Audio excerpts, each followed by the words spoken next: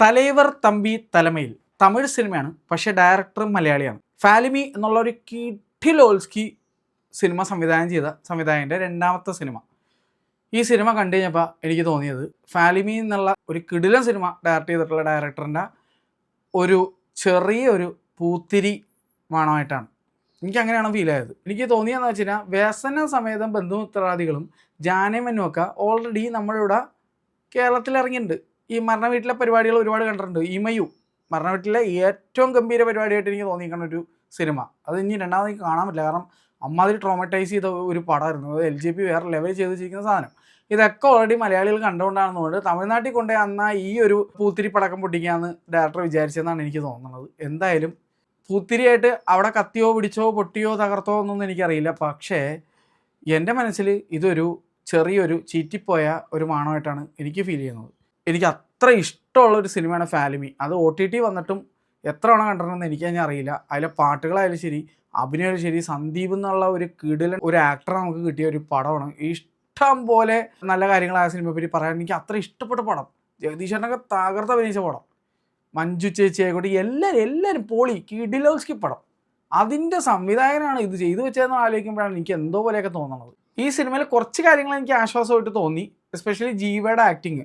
ആള് ഒരു മീറ്ററിൽ പിടിച്ച് ഓവറാക്കാതെ കുഴപ്പമില്ലാത്ത രീതിയിൽ ചെയ്തു പോയിട്ടുള്ള ഒരു ഫീലിംഗ് എനിക്ക് കിട്ടിയത്. കുറേയൊക്കെ എനിക്ക് നമ്മുടെ വെള്ളിമുങ്ങിയാണ് എനിക്ക് ഓർമ്മ വന്നത്, ബിജു മാനേജറിൻ്റെ ക്യാരക്ടർ, അതുപോലത്തെ ഒരു സംഭവം. കാരണം ഈ സിനിമയുടെ പേരെന്ന് പറഞ്ഞാൽ തന്നെ under the leadership of our leader, അതാണ് അതിൻ്റെ അർത്ഥം ഈ ടൈറ്റിലില്ല. ഈ സിനിമ ശരിക്കും എന്നെ വെറുപ്പിച്ച്, എസ്പെഷ്യലി സെക്കൻഡ് ഹാഫിൽ.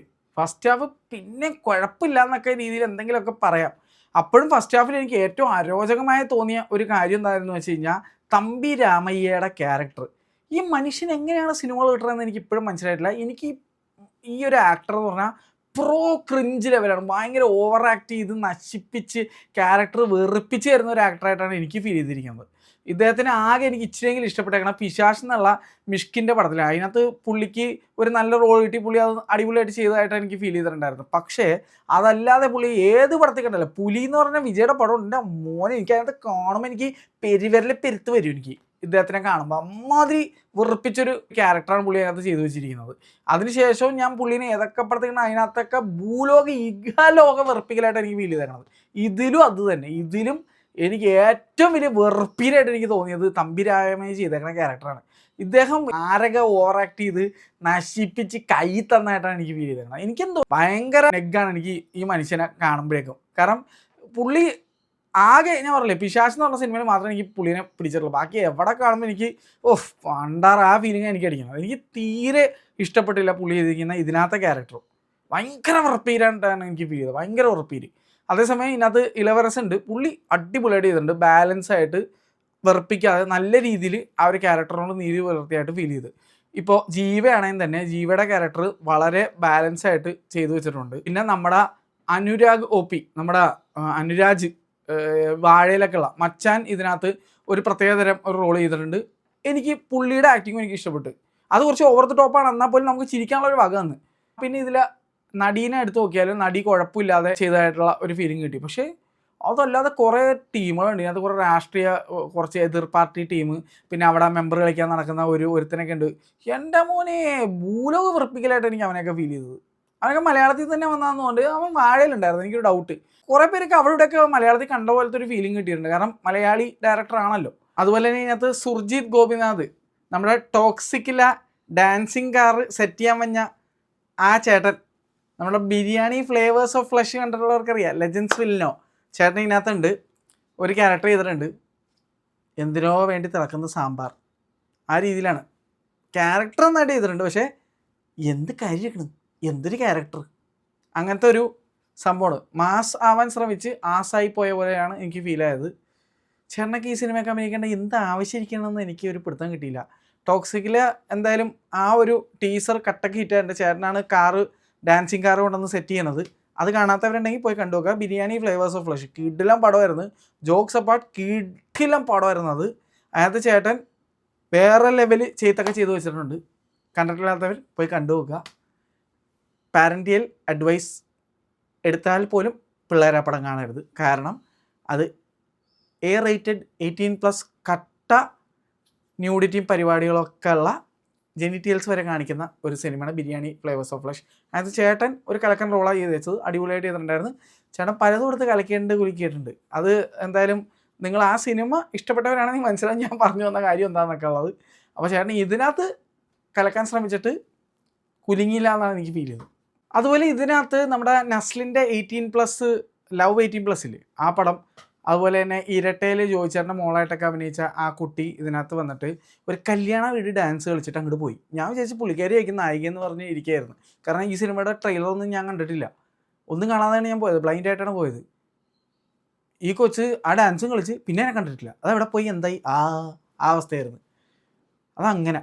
അപ്പോൾ ഇതിനകത്ത് കുറേ പേര് മലയാളികൾ എനിക്കൊന്ന് വെറുതെ ഡയറക്ടറിൻ്റെ കൂട്ടുകാരൊക്കെയാണ് തോന്നുന്നു വെറുതെ വന്ന് തലക്കെ കാണിച്ചിട്ട് പോയിട്ടുണ്ട്.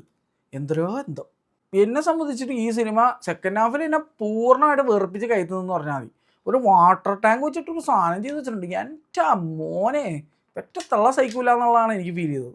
എനിക്ക് അങ്ങനെയാണ് തോന്നിയത്. ഇത് തമിഴ്നാട്ടിൽ ചിലപ്പോൾ വർക്കായേക്കാം, പക്ഷേ എനിക്ക് ഒരു രീതിയിലും വർക്കായില്ല. എനിക്ക് ഈ സിനിമ തീർത്തും ഇഷ്ടപ്പെട്ടില്ല എന്ന് പറയേണ്ടി വരും. ജീവ വെറുപ്പിച്ചോന്ന് വെച്ചാൽ ഇല്ല, പക്ഷേ ബാക്കിയുള്ളവർ വെറുപ്പിച്ച് കൈത്തെന്നുള്ള ഒരു അവസ്ഥയാണ് എനിക്ക് ഈ സിനിമ കണ്ടപ്പോൾ തോന്നിയത്. എനിക്കെന്തോ ഇത് ദഹിച്ചില്ല ഈ പടം. തികച്ചും വ്യക്തിപരമായ എൻ്റെ അഭിപ്രായമാണ്, എൻ്റെ മാത്രം അഭിപ്രായമാണ്. നിങ്ങൾ എൻ്റെ അഭിപ്രായം കണ്ടിട്ട് പടത്തിൽ പോകാതിരിക്കാനോ ഒന്നും ചെയ്യേണ്ട. നിങ്ങൾ എന്ത് കാരണവശാലും ഈ സിനിമ തിയേറ്ററിൽ പോയി കണ്ടാൽ അനുഭവിച്ചാൽ എന്ന് ഞാൻ പറയുള്ളൂ. എന്നെ സംബന്ധിച്ചിട്ട് ഇതൊരു പൊട്ടിയാന്ന് വെച്ചാൽ പൊട്ടി, പക്ഷേ നല്ല രീതിയിലല്ല പൊട്ടിയിരിക്കുന്നത്, നെഞ്ചത്ത് പൊട്ടിയ പോലെയാണ് എനിക്ക് ഫീൽ ചെയ്യുന്നത്. ഒരു പൂത്തിരി പടക്കം ഒത്തില്ല എന്നുള്ള ഒരു ഫീലിംഗാണ് എനിക്ക് തോന്നുന്നത്. എനിക്ക് ഫാലിമിയൊക്കെ കണ്ടിട്ടുണ്ടല്ലോ, ഈ ഡയറക്ടർ ഇത് എന്തോന്നാടെ കാണിച്ചു വെച്ചത്, അങ്ങനത്തെ ഒരു ഫീലിംഗാണ് എനിക്ക് അടിച്ചത്. എനിക്ക് മെയിനായിട്ട് തോന്നിയെന്ന് വെച്ച് കഴിഞ്ഞാൽ ഇതെന്തായാലും ഇവിടെ കേരളത്തിൽ കൊണ്ടുവന്ന് ചെയ്ത് കഴിഞ്ഞാൽ മിക്കവാറും ഊക്ക് വാങ്ങും എന്നുള്ള ഫീലിംഗ് ഡയറക്ടർ തോന്നിയോണ്ടാണെന്ന് തോന്നുന്നുണ്ട്. ആൾ കൊണ്ടുപോയിട്ട് തമിഴ്നാട്ടിൽ കൊണ്ടുപോയി ഈ ഒരു പൂത്തിരി കത്തിച്ചെന്നാൽ എനിക്ക് ഫീൽ ചെയ്യണം. അവിടെ ചിലപ്പോൾ വർക്കാവുമായിരിക്കാം, എനിക്കെന്തായാലും വർക്കായിട്ടില്ല. എനിക്ക് ഈ സിനിമ ഇഷ്ടപ്പെട്ടില്ലേ, ഞാൻ അത് തുറന്നു പറയാണ്. എനിക്ക് സെക്കൻഡ് ഹാഫ് വെറുത്ത് പണ്ടാടങ്ങി പണ്ടാരൊന്നും തീർക്കാൻ പറ്റുമെങ്കിൽ തീർക്കടാ, ആ സീനാണ് എനിക്ക് തോന്നിയത്. എനിക്ക് പിടിച്ചില്ല സെക്കൻഡ് ഹാഫ്. ബോറടിച്ചു, അരോചകമായിട്ട് കുറേ സാധനങ്ങൾ തോന്നി, ഭയങ്കര ഓവറായിട്ട് ഫീൽ ചെയ്ത്. വാട്ടർ ടാങ്കി സഹിച്ചില്ല കേട്ടോ. വാട്ടർ ടാങ്കി കണ്ടപ്പോൾ തന്നെ എൻ്റെ മൂഡ് പോയി. കാരണം വെച്ചാൽ വാട്ടർ ടാങ്കി കാണാൻ സെറ്റല്ല എന്ന് ആർക്കും പറയാൻ പറ്റില്ലാത്ത രീതിയിൽ അത്ര ഫേക്ക് ആയിട്ടുണ്ട്. അങ്ങനെയാണ് എനിക്ക് ഫീൽ ചെയ്തത്.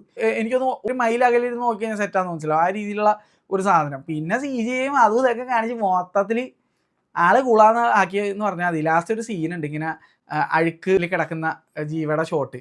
സിനിമ കണ്ടു കഴിഞ്ഞപ്പോൾ എനിക്ക് ആ അഴുക്കി കിടന്ന പോലത്തെ ഒരു അവസ്ഥ എനിക്ക് തോന്നിയത്. എനിക്ക് പിടിച്ചില്ല, എനിക്ക് വർക്കായില്ല ഈ പടം.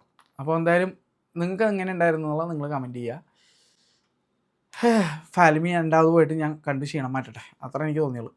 ഫാലിമി എനിക്ക് ഭയങ്കര ഇഷ്ടപ്പെട്ട പടം. അതിൻ്റെ ഡയറക്ടർ ഇത് ചെയ്തതെന്നുള്ളത് അൺബിലീവബിൾ ആയിരുന്നു. എനിക്ക് ദഹിച്ചില്ല, എന്നെക്കൊണ്ട് പറ്റിയില്ല. പൂത്തിരിപ്പടക്കം, ഫാലിമിയുടെ ഡയറക്ടറിൻ്റെ പൂത്തിരിപ്പടക്കം, അങ്ങനെയാണ് എനിക്ക് തോന്നുന്നത്. എനിക്ക് ഇഷ്ടപ്പെട്ടില്ലേ. പിന്നെ എനിക്കിത് ഏറ്റവും വലിയ ഡിസപ്പോയിൻറ്റിംഗ് ആയിട്ട് തോന്നാനുള്ള മെയിൻ ഒരു റീസണും കൂടി എന്താണെന്ന് വെച്ച് കഴിഞ്ഞാൽ, ഞാൻ ഈ സിനിമ കാണാൻ വേണ്ടി രാവിലെ തന്നെ 2 തിയേറ്റർ സെലക്ട് ചെയ്തെടുത്ത് ഈ ഷോ നടന്നില്ല, ഞാൻ മാത്രമേ ഉണ്ടായിരുന്നുള്ളൂ സിനിമ കാണാൻ. അതിനുശേഷം ഈ കാശാങ്കുറു അടങ്ങിയിട്ടുള്ള ഈ ഷോയ്ക്കാണ് ഞാൻ പോയി തലവെച്ച് കൊടുത്തത്.